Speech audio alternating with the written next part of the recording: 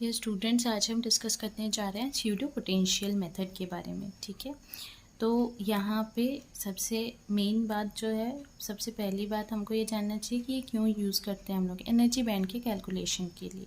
ठीक है, तो हम लोग को बात करनी है एनर्जी बैंड्स के बारे में। एनर्जी बैंड्स बनते कहाँ पे हैं? किसी भी एटम के अंदर। किसी भी एटम के अंदर होता है न्यूक्लियस और होते हैं चारों तरफ जो शेल्स हैं उनमें इलेक्ट्रॉन्स। ठीक है, तो जो बाहर साइड वाले इलेक्ट्रॉन्स रहते हैं, आउटर मोस्ट शेल में जो इलेक्ट्रॉन्स रहते हैं वो क्योंकि आसानी से कंडक्ट कर सकते हैं, फ्री टू मूव होते हैं, इसीलिए इनको कंडक्शन इलेक्ट्रॉन कहा जाता है। तो ये जो इलेक्ट्रॉन हैं इनका बिहेवियर कैसे पता चलता है? वेव फंक्शन से, इनके वेव फंक्शन से। ठीक है, तो कंडक्शन इलेक्ट्रॉन का जो वेव फंक्शन होता है, दरअसल अगर आप दो आयन कोर्स लेते हैं, इनके बीच में इन कंडक्शन इलेक्ट्रॉन्स के वेव फंक्शन को आप देखना चाह रहे हैं, तो ये काफ़ी स्मूथली वेरी करते हैं। ठीक है, बहुत स्मूथ होते हैं। लेकिन अगर आप ये कोर वाले ही रीजन में देखना चाहोगे तो ये बहुत कॉम्प्लिकेटेड होते हैं। ठीक है, कोर वाले रीजन में ये कॉम्प्लिकेटेड होते हैं। जो नोड्स होते हैं इन कंडक्शन इलेक्ट्रॉन का जो वेव फंक्शन है, इनका जो नोड होता है कोर रीजियन में, कहाँ पर? इस कोर रीजियन में जो नोड होता है वो जो क्रिएट होता है, उसके लिए एक रिक्वायरमेंट ये होती है कि जो फंक्शन है हमारा वो होना चाहिए ऑर्थोगोनल। किसके ऑर्थोगोनल होना चाहिए? वो उस वेव फंक्शन के ऑर्थोगोनल होना चाहिए जो कि कोर इलेक्ट्रॉन का है। ठीक है, तो हमारे को एक फ्लेक्सिबिलिटी चाहिए कि दो नोड्स जो 3s, सपोज सोडियम की हम लोग अगर बात करते हैं, सोडियम में 11 इलेक्ट्रॉन होते हैं, 1s2, 2s2, 2p6, 6, 7, 8, 9, 10 and 3s1। ठीक है, तो कंडक्शन इलेक्ट्रॉन तो ये हुआ। तो 3s कंडक्शन ऑर्बिटल जो है सोडियम का, उसके जो दो नोड्स हैं उनको ऑर्थोगोनल किससे होना चाहिए? 1s के कोर ऑर्बिटल से, 1s के कोर ऑर्बिटल से, जिसमें कि नोड्स हैं ही नहीं, नो नोड्स, और 2s के कोर ऑर्बिटल से जिसमें कि एक नोड है। ये कंडीशन हमारे पास होनी चाहिए। ठीक है, तो कोर की अगर हम बात कर रहे हैं तो ये जो कोर है ना, इसके बाहर जो पोटेंशियल एनर्जी होगी, जो कि आपकी इस कंडक्शन, हम सिर्फ कंडक्शन इलेक्ट्रॉन की ही बात कर रहे हैं यहाँ पे, ये ध्यान देना। तो जो ये कोर के बाहर जो पोटेंशियल एनर्जी होगी जो कि कंडक्शन इलेक्ट्रॉन पे एक्ट कर रही होगी, ये बहुत ही ज़्यादा वीक होती है। ये पोटेंशियल एनर्जी कौन सी पोटेंशियल एनर्जी होती है? जो कूलम पोटेंशियल हम कहते हैं। जब हम लोग आयंस की बात कर रहे हैं, इलेक्ट्रॉन्स के बीच में कौन सा पोटेंशियल लग रहा है, आयंस के बीच में क्या लग रहा है, तो यहाँ पर कूलम पोटेंशियल की हम बात कर रहे हैं। ठीक है, तो कूलम पोटेंशियल किसका? Singly charged positive iron core का।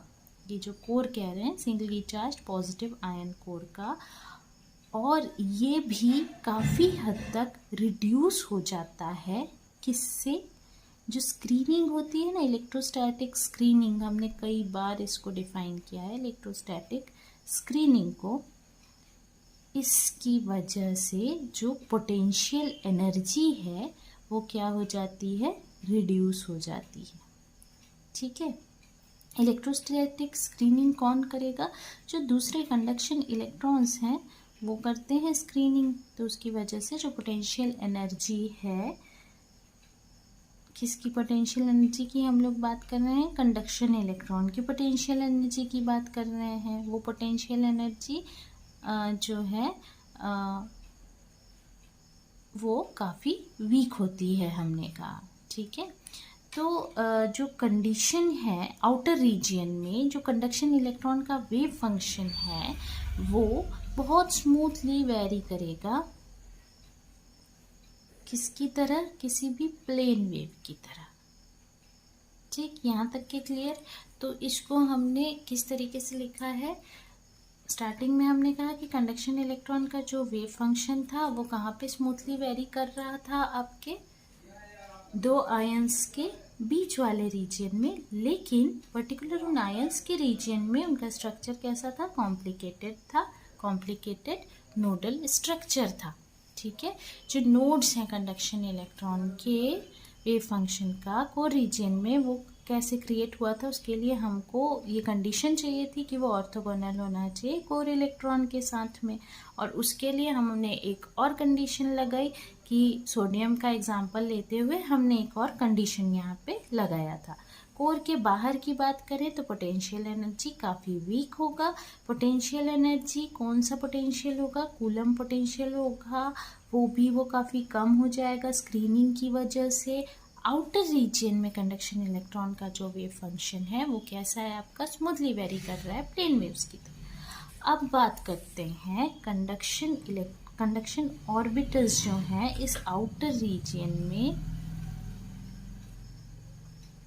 ठीक है, जो आउटर रीजन है यहाँ पे जो कंडक्शन ऑर्बिटल्स हैं आपके, वो कैसे होंगे, प्लेन वेव्स की तरह होंगे। और एनर्जी जो है उनकी वो डिपेंड करेगी वेव वेक्टर पे, एप्सिलॉन के is equal to h cross square k square upon 2m, जैसे फ्री इलेक्ट्रॉन्स के लिए होती है।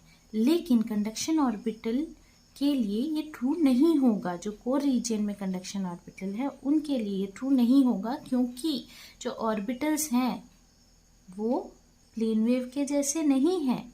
कोर रीजन में हमने कहा ना कि ऑर्बिटल्स प्लेन वेव के जैसे नहीं है, आउटर रीजन में प्लेन वेव्स के जैसे हैं। तो कोर में हो क्या रहा है एक्चुअली कि वहाँ पे प्रॉब्लम आ रही है, तो कोर में कॉम्प्लिकेटेड है, स्टार्टिंग से ही बोला है।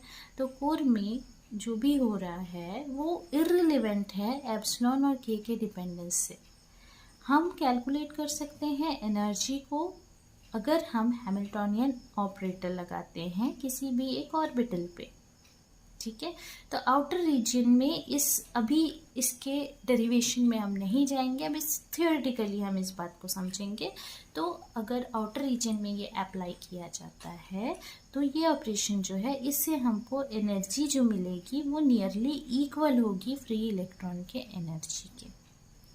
तो इससे बात क्या समझ में आती है, इस आर्ग्यूमेंट से ये बात आती है कि जो एक्चुअल पोटेंशियल है, पोटेंशियल एनर्जी जो है कोर रीजन में, उसको दरअसल क्या किया गया है, रिप्लेस किया गया है, रिप्लेस किया जा सकता है एक इफेक्टिव पोटेंशियल एनर्जी से।